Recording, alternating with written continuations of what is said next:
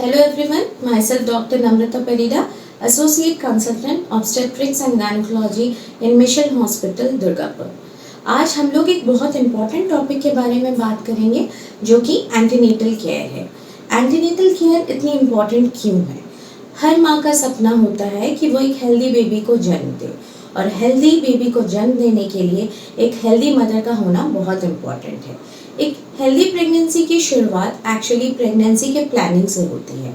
अगर आप pregnancy plan करके करते हो तो आप पहले से बहुत सारे इन्वेस्टिगेशंस करवा सकते हो, जिसमें आप अपने बारे में जान सकते हो कि आप एक्चुअली प्रेगनेंसी के लिए प्रिपेयर्ड हो कि नहीं। आपके हीमोग्लोबिन लेवल्स कितने हैं, थायराइड प्रोफाइल कैसा है, रूबेला का इम्यूनाइजेशन स्टेटस सही है कि नहीं। और अगर आप पहले से कोई बीमारी से जूझ रहे हो लाइक हाइपरटेंशन या डायबिटीज़, तो वो ऑप्टिमम लेवल्स में स्टैंडर्डाइज होना चाहिए before planning on pregnancy. Before planning on pregnancy, if you take folic acid supplementation, you can prevent your child from having some congenital defects too. तो once you conceive your pregnancy, आपको कितने जल्दी doctor के पास जाना चाहिए? Ideally आप period miss करने के 1 महीने के अंदर आपको अपने डॉक्टर से मिलना चाहिए। और अगर आपको एक्सेसिव नॉशिया, वोमिटिंग या फिर ब्लीडिंग दिखाई दे रही है या फिर कॉन्स्टेंट पेन एब्डोमेन है, तो उससे पहले ही आप डॉक्टर से ज़रूर मिलें।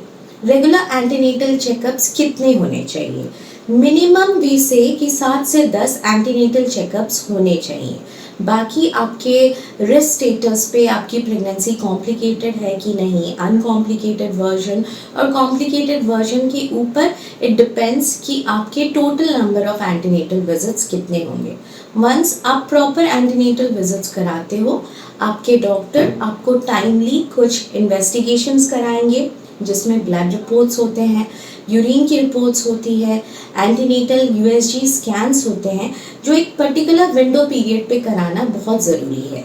अगर आप वो विंडो पीरियड मिस कर देते हो तो उस रिपोर्ट्स की जो रिजल्ट होती है वो उतनी अप्रोप्रिएट नहीं भी हो सकती है। इसलिए अपने डॉक्टर से प्रॉपरली ठीक टाइम पे मिलना बहुत ज़रूरी है। Ideally once you start your antenatal checkup, हम लोग मदर्स को एवरी मंथ विजिट करने बोलते हैं, and after crossing 32 weeks they are called at every 2 weeks till the 36 weeks, और टिल डिलीवरी उनको एक वीक पे आने के लिए बोला जाता है।